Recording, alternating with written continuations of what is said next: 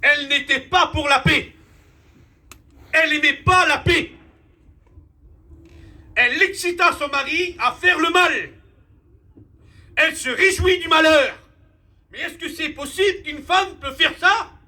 Qu'une femme n'est pas pour la paix? Qu'une femme crée des malheurs? Est-ce que c'est possible? Oui, c'est possible, il y en a plein.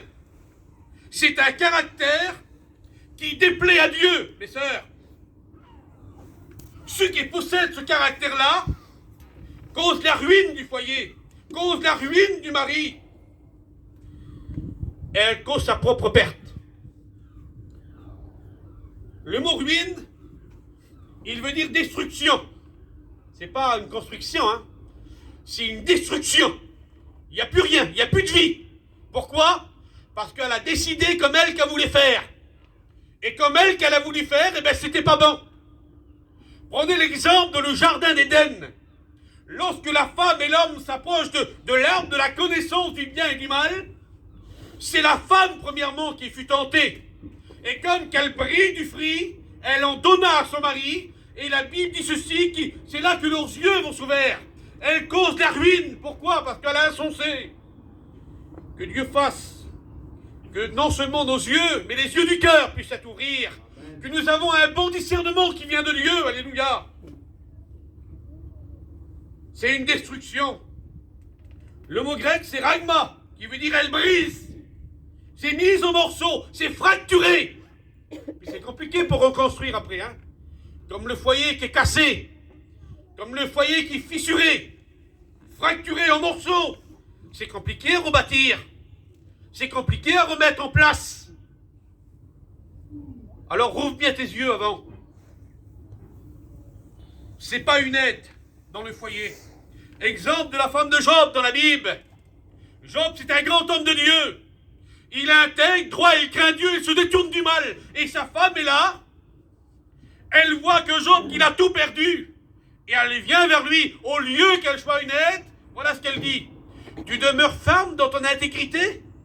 Mais maudit Dieu et meurs. Et l'homme de Dieu la regarde. Il dit, tu parles comme une femme insensée.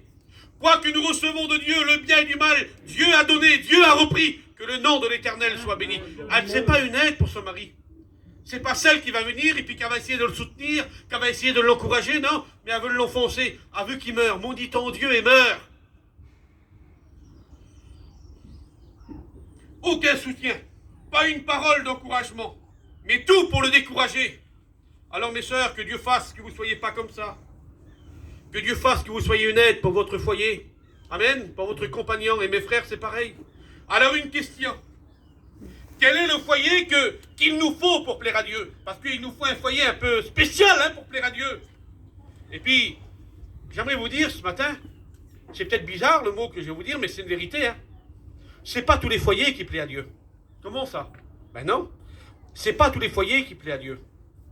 Le foyer qui plaît à Dieu, c'est le foyer chrétien. C'est le foyer qui s'efforce d'avancer avec Dieu. C'est le foyer qui marche d'après l'enseignement de la Bible. Alléluia. Dites Amen, Seigneur. Quel est le foyer qu'il nous faut pour plaire à Dieu? La réponse, j'ai mis ceci en 5 points, et je l'ai dit juste comme ça. Le foyer qui plaît à Dieu, il se construit. Oui, il se construit, hein. Il se construit le foyer qui plaît à Dieu. Vous savez, une maison, on va commencer à poser la première pierre.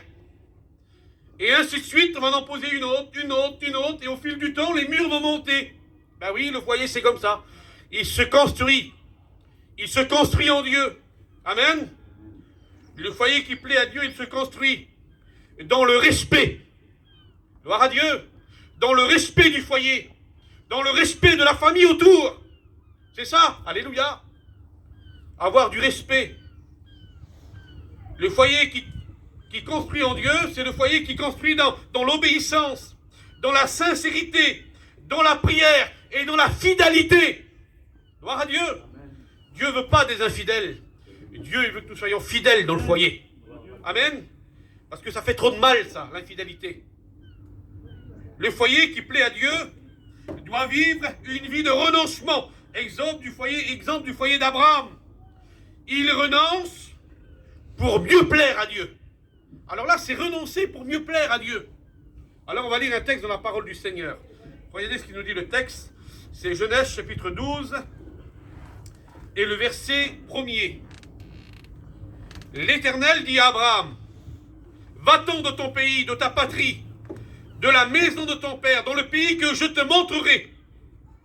Abraham partit comme l'Éternel lui avait dit. Abraham prit Saraï sa femme et Lot, fils de son frère, avec tous les biens qu'il possédait, des serviteurs qu'il avait acquis à Charan.